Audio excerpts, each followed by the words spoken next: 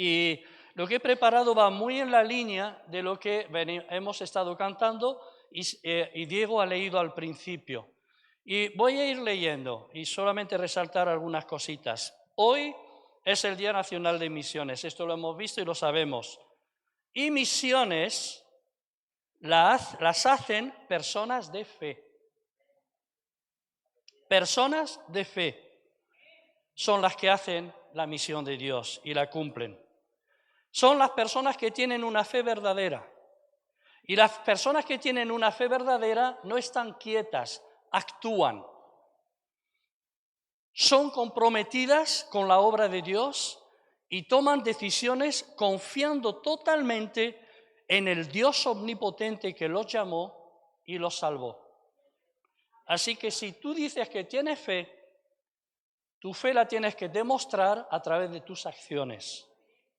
Porque fe sin acciones está muerta, dice el apóstol Santiago. No el apóstol Santiago, siempre me digo el apóstol Santiago. El autor de la epístola de Santiago a los que les escribió.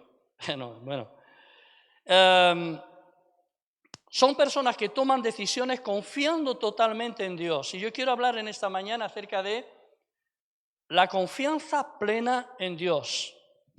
Si Dios es como creemos que es, entonces, ¿por qué vivimos como si Él no fuera ese Dios? Repito. Si Dios es como creemos que Él y como hemos cantado, entonces, ¿por qué vivimos como si Él no fuera ese Dios? ¿Por qué vivimos esclavos de un sistema? ¿Por qué vivimos temerosos del día de mañana? ¿Por qué nos da miedo el perder un trabajo o tomar pasos firmes para servirle? El primer lugar donde tenemos que vivir y hacer misiones es en nuestro hogar, es en nuestra familia, es en nuestra casa. Si tengo fe, creo. Si creo, actúo. Y fe es confianza plena en Dios. Fe va más allá de creer que Dios existe. Fe es acción. Fe sin acción está muerta, es una fe muerta. Fe es obediencia. Fe es estar seguro que pase lo que pase o venga lo que venga, incluso aun cuando yo me equivocare, Dios siempre estará en control. Y lo único que tengo que hacer es actuar en obediencia a la palabra de Dios. Porque cuando yo actúo, Dios actúa. Cuando yo actúo en obediencia, la última palabra en medio de toda situación la tiene mi Dios. La tiene Dios. La historia la escriben hombres y mujeres de fe. La historia la cambian hombres y mujeres de fe. Y yo quiero decirte algo, la historia no está escrita. Hay un plan trazado por Dios, pero la historia la escribe Dios a través de hombres y mujeres de fe que le creen y le obedecen.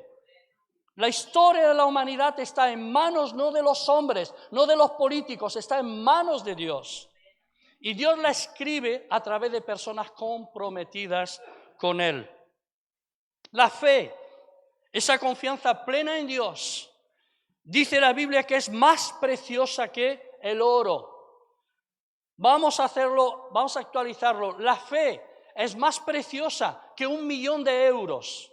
La fe es más preciosa que las reservas que pueda tener Estados Unidos de oro. La fe es más preciosa que la propia vida. Y la fe es la que mueve las montañas de la vida. Venga lo que venga, sean como sean. ¿Tienes fe? Dice Santiago, demuéstralo a través de tus obras de obediencia. A Abraham se le llama el padre de la fe. Y esa confianza que Abraham tuvo plena en Dios dice que le llevó a ser justificado por Dios. Dios le llamó justo a Abraham porque Abraham le creyó. Y fue llamado no solo el padre de la fe, sino también el amigo de Dios. Abraham creyó a Dios y eso hizo que Dios lo considerara como un hombre especial que marcó la historia de la humanidad. Dios conocía el corazón de Abraham. Y en Génesis 18, 17, 19 dice que cuando Dios manda a sus ángeles para que fueran a Sodoma y Gomorra, Él dice, y Dios dijo, ¿encubriré yo a Abraham lo que voy a hacer? Habiendo de ser Abraham una nación grande y fuerte, y habiendo de ser benditas en él todas las naciones de la tierra. Y dice que Dios siguió hablando. Dice, porque yo sé que mandará a sus hijos y a su casa después de sí que guarden el camino del Señor, haciendo justicia, lo que es justo, y haciendo juicio, para que haga venir el Señor sobre Abraham lo que Él ha hablado acerca de él. Lo que estaba diciendo Dios en pocas palabras, yo conozco el corazón de Abraham, yo sé cómo él es, yo sé que él confía en mí y yo sé que después de él, cuando él tenga hijos, él va a enseñar a sus hijos a seguir en el temor y en los caminos de Dios. Y por eso a Abraham no le voy a encubrir lo que voy a hacer, porque él es mi amigo. Esto es un reto para nosotros como padres y como abuelos. Tenemos el reto de enseñar correctamente a nuestros hijos en los caminos del Señor. Por eso, misiones no empieza en Uganda, no empieza en Cuba, ni siquiera en Chiribella, ni en la Alcudia, ni en Alginet.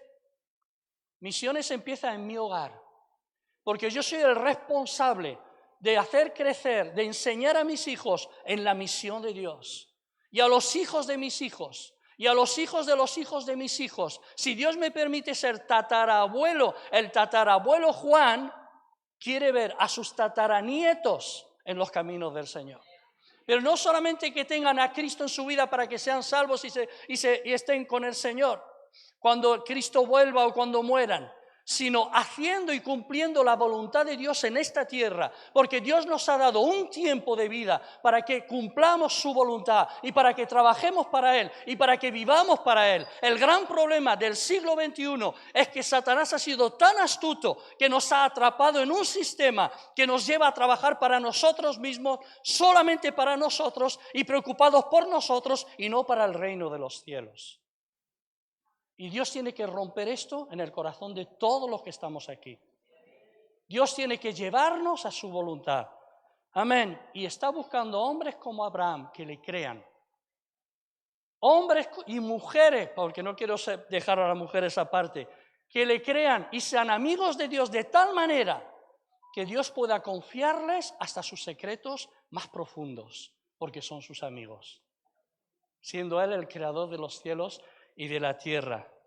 ¿Estás conmigo? Uno de los grandes problemas de muchos cristianos. ¿Cuántos creyentes hay aquí? Levantemos las manos. Yo soy creyente. I am a believer. No me acuerdo cómo se dice en francés. Je crois, yo creo, ¿no? Je suis un croyant. No un croissant, sino un creyente. A ver, uno de los problemas de la mayoría de los creyentes es que queremos bendición sin acción. Queremos la bendición de Dios sin acción de nuestra parte. O sea, que quiero que Dios me bendiga a pesar de mi falta de obediencia. ¿Me estoy explicando? Y Dios no actúa así. Di conmigo, Dios no actúa así. Y eso no resta para nada la bondad de Dios de la que hablaba Diego al principio. Dios es bueno en todo tiempo. Y Él no cambia. Pero Él estableció principios y valores. Y si yo camino en esos principios, la bendición de Dios se desatará sobre mi vida. Y yo lo he visto y lo creo. Y es así. Pero yo necesito entender que mi obediencia mueve la mano de Dios. Que las acciones, porque yo creo que acompañan a mi fe, mueven la mano de Dios. Amén. Él actúa sobre la base de los principios que Él ha establecido. La otra cara de la moneda es que algunos obedecen para que Dios les bendiga. Y tampoco actúa Dios así. Yo no obedezco para que Dios me bendiga. Obedezco porque soy creyente y creo en Él. Y el resultado se lo dejo a Él. No sé si me explico. No puedo comprar con mi obediencia la bendición de Dios. Dios me bendice porque actúo en base a mi fe. Y no actúo para conseguir algo de Dios. Porque así somos religiosos. Queremos la bendición sin actuar. Pero muchos actúan y utilizan moneda de cambio sus acciones y sus obras para recibir la bendición de Dios. Y en esos valores tenemos que enseñar a nuestros hijos. En esos valores tiene que ser educado Marc, querido Salva y Maribella. En esos valores, los valores del reino. Nuestros hijos tienen que ver en nosotros hombres y mujeres de fe. Hombres y mujeres comprometidos con la causa de Dios. Hombres y mujeres que le creen y porque le creen actúan. Que no actúan para recibir la bendición, actúan porque le creen a Él. Creo que me estoy explicando bien. Amén. Y vamos a ver un ejemplo. No sé si ya me he pasado de mis 20 minutos.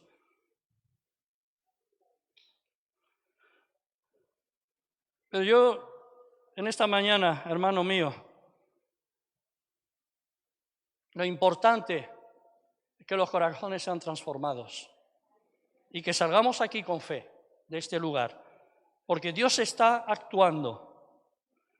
Dice Génesis 22, aconteció después de estas cosas que probó Dios a Abraham y le dijo, Abraham, y él respondió, heme aquí. Y dijo Dios, toma ahora tu hijo, tu único, Isaac, a quien amas, y vete a tierra de Moriah y ofrécelo allí en holocausto, en sacrificio sobre uno de los montes que yo te diré. Wow, me vienen tantas cosas a la mente solo leyendo esto, pero lo voy a leer de tirón, porque si no, nos perdemos. Y Abraham se levantó muy de mañana y enalbardó su asno, preparó su asno, tomó consigo 2 siervos suyos y a Isaac su hijo. Un pequeño paréntesis. Estaba mirando cuántos años tenía Isaac cuando Dios le pide a Abraham de ofrecerlo en sacrificio, en holocausto. Y no se sabe. Lo que sabemos, algunos dicen que posiblemente era un adolescente. Ven, yo quiero que pase un adolescente aquí. Imagínate, yo creo en Dios. Y Dios a mí me ha dado promesas. A Abraham le dio la promesa de que una promesa era que de él iba a salir una gran nación. Y salieron 2 naciones, los descendientes de Agar y de Ismael y los descendientes de Isaac.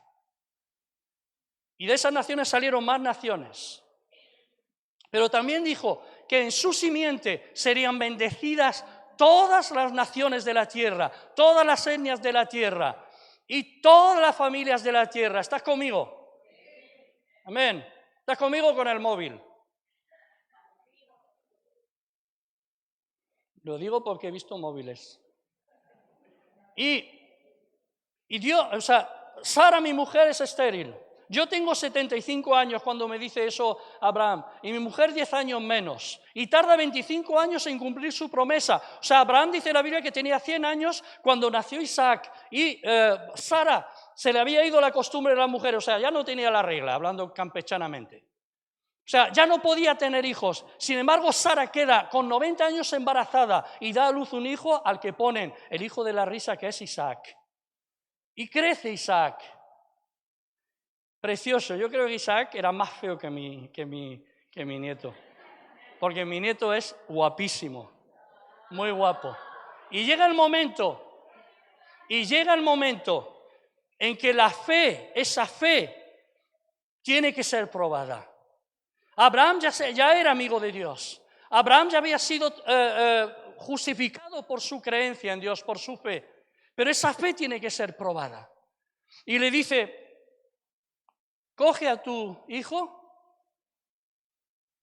y llévalo a la tierra de Moriah, a un lugar que yo te mostraré. Y allí ofrécemelo a mí.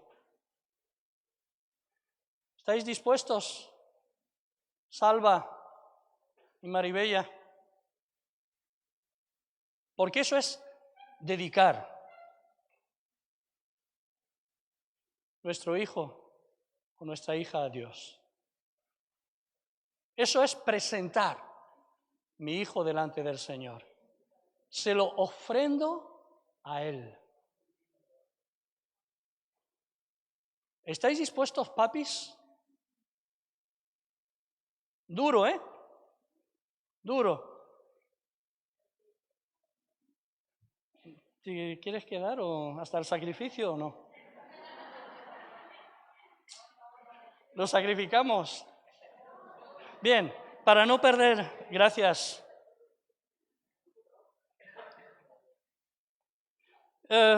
Mirad, luego leéis el texto, porque si no se me va el tiempo. Algunas frases de Génesis 22 que son impactantes. Dios probó a Abraham y probó su fe. Y yo te digo y te advierto que va a llegar el día en que tu fe va a ser probada. Para ver si lo que hay en ti es fe verdadera o es solo ilusión religiosa. ¿Estás conmigo? No sabemos cuándo nuestra fe fue probada. Dios probó a Abraham, dice la Biblia. Pero Abraham respondió lo que hemos cantado, heme aquí. Abraham, heme aquí. Y esto nos habla de un corazón dispuesto, comprometido y entregado a Dios. No es cantar heme aquí lo que cambia. Es mi disposición, la disposición en mi corazón de decir, cuando Dios me llame, Señor, aquí estoy dispuesto. ¿Qué quieres? Y no sabemos a veces lo que nos va a pedir. Dios le dice, ofréceme a tu hijo en holocausto. ¿Y qué hace Abraham? Actuó enseguida. No cuestionó la orden de Dios. Dice que al día siguiente, de madrugada, enalbardó su asno, se llevó a 2 criados y le dijo, Isaac, vine para acá sí, porque Abraham era valenciano. Ven conmigo. Sí, papá. Sí, papá. Abraham actuó enseguida, no esperó. A veces la espera nos lleva a cuestionarnos lo que Dios nos ha preguntado, nos ha pedido. Y al final no actuamos por nuestro razonamiento. Y empezamos a razonar nuestra obediencia. Y cuando razonamos nuestra obediencia con la razón humana, no actuamos. ¿Cómo es posible que una viuda que no tenía dinero, entregada todo lo que tenía, y Jesús la alabó? Y estoy convencido que la acción de la viuda trajo bendición a su vida. Cuando él habló acerca de, ¿os acordáis la historia de la viuda pobre que trajo 2 blancas?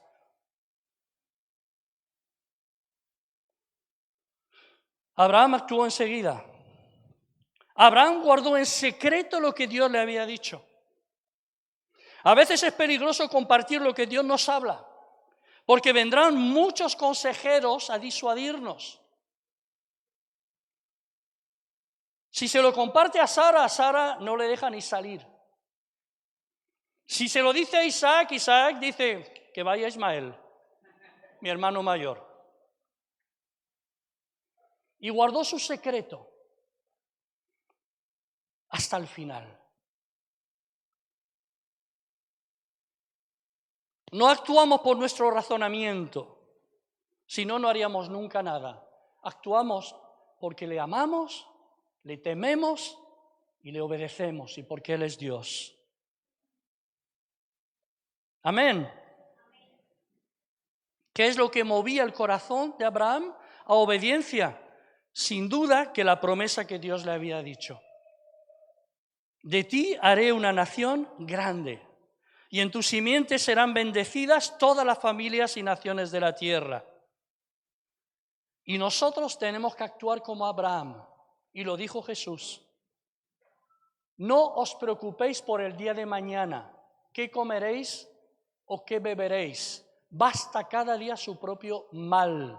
Más buscad primeramente, estoy gesticulando bien, el reino de Dios y su justicia, y todo lo demás os vendrá por añadidura. Entonces, si soy creyente en Dios, ¿por qué soy rácano con Él?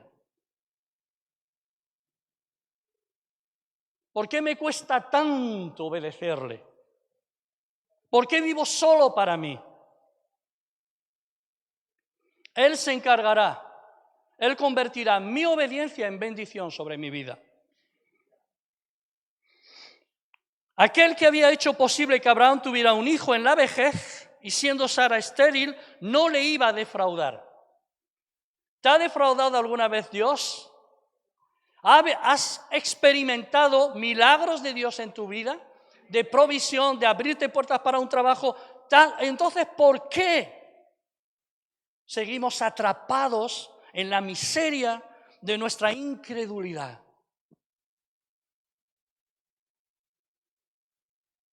Y de nuestras dudas. Es más, el autor de Hebreos, en Hebreos 11, dice que por la fe Abraham, cuando fue probado, ofreció a Isaac. Y el que había recibido la promesa ofrecía a su unigénito. Habiéndosele dicho, en Isaac te será llamada descendencia. Y ahí nos aclara qué movió, que había en el corazón de Abraham. Dice que Abraham en su corazón pensaba que Dios es poderoso para levantar aún de entre los muertos a Isaac. Porque si Dios le había dicho, haré de ti una gran nación, Dios lo iba a hacer. Aunque lo que pedía ahora era una locura. Dice que de donde en sentido figurado también le volvió a recibir. Otra de las cosas, camino de Moriah, era: no veo ningún cordero para el holocausto, le dijo su hijo. ¿Dónde está el cordero, papi Abraham? Papi. Y la respuesta de Abraham fue: Dios se proveerá de cordero. ¡Wow! ¡Wow! Hay que tener fe, sabiendo que Dios te está pidiendo a tu hijo en holocausto, y tener la fe para creer que Dios va a hacer un milagro. Esa fe es la que mueve montes. Abraham sabía que Dios iba a hacer algo, que actuaría. No sabía cómo, ni cuándo, ni tal vez dónde, porque le dije, a un sitio que yo te mostraré. Pero él sabía que Dios actuaría. Eso era algo seguro para Abraham. Dios no era como los dioses en los que creían los de Mesopotamia, la tierra de donde le sacó Dios, los sumerios, los descendientes de los sumerios. Dios es Dios y punto. Mi pregunta es, ¿estamos seguros, convencidos? ¿Creemos que Dios actuará en medio de cualquier circunstancia? Porque yo en medio de cualquier circunstancia me tengo que mover en fe, hermanos. Eso significa que tengo que obedecer y actuar en medio de cualquier circunstancia. Voy a dar un ejemplo tonto. Yo creo en el diezmo. Creo que es un principio bíblico que la iglesia necesita aprender, que necesita obedecer y necesita practicar. Y qué bueno cuando tenemos 3.000 euros y damos un diezmo de 300 euros. Pero ¿qué pasa si uno de los dos pierde un trabajo? ¿O qué pasa si yo tengo que renunciar a parte de mi salario para poder servirle? Y en lugar de 3.000 entran 1.500. No, es que ahora no me va a alcanzar. Pues créele a Dios, Porque si tú obedeces, la bendición de Dios vendrá sobre tu familia, sobre tu vida, sobre tu generación, sobre la segunda generación, la tercera generación, la cuarta generación, y dice la Biblia que hasta 1000 generaciones. Si Dios es Dios y es como nosotros creemos que es, nosotros tenemos que tener una fe plena en que Él está en control de todo. Y Él es el que hace posible que puedan 5000 personas, sin contar mujeres y niños, comer con 5 panes y 2 peces. Y Él sigue siendo el mismo. Llegaron al lugar. Esto es una frase potente. El lugar, la hora de la prueba. Y aún no habían visto ningún cordero. Pero Abraham sigue adelante. Sigue adelante. Proveerá de cordero. Proveerá de cordero. Y yo te digo, hermano, que las personas de fe siguen hasta el final. Amén. Las personas de fe, no los religiosos, las personas de fe siguen hasta el final. Porque a veces la bendición de Dios no viene al principio, ni a mitad, ni en el momento en que yo la espero. La bendición de Dios se desata cuando mi obediencia es completa.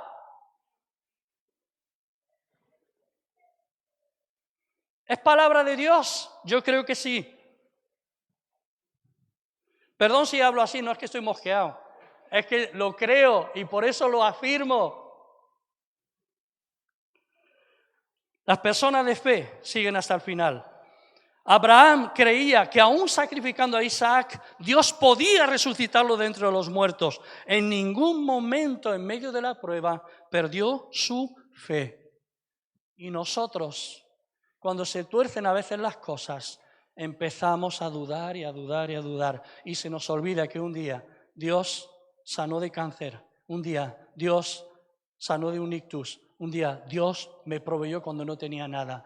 Qué fácilmente perdemos, nos olvidamos, con cuánta facilidad nos olvidamos lo que Dios ha hecho con nosotros en los momentos de la dificultad.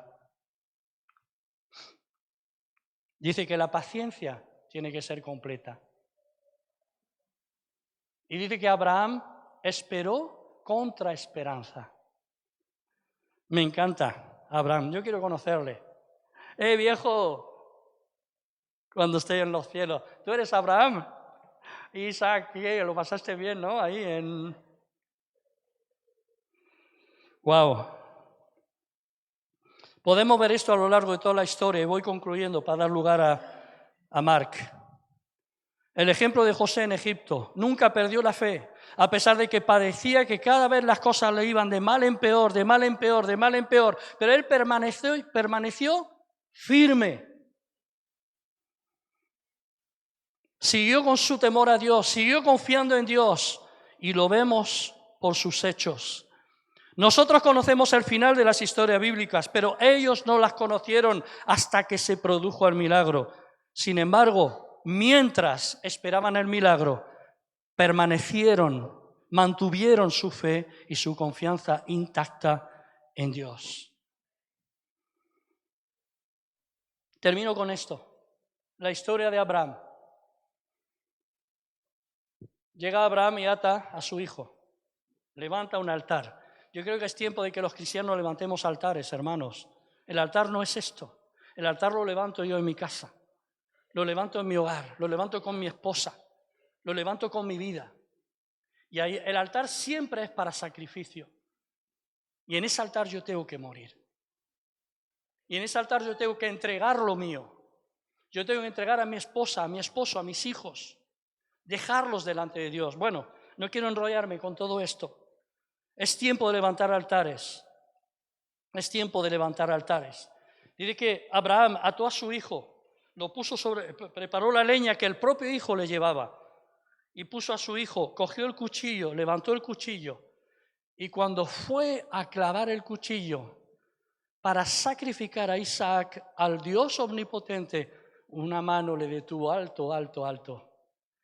Ahora sé que temes a Dios, por cuanto no has rehusado ofrecerme tu hijo. Y giró y vio un carnero que estaba allí con los cuernos entrelazados en una zarza y en lugar del hijo sacrificó el carnero. El carnero simboliza a Jesús, quien tomó nuestro lugar en un altar llamado Gólgota y derramó su sangre para que la mía no fuera derramada. Ese es mi Dios. Este es mi Dios a quien te presento en esta mañana. Y este es mi Dios a quien te reto que en Él creas. Y el carnero, el cordero, se llama Jesús, quien tomó nuestro lugar. Podéis pasar, Maribella, Salva, con Marc.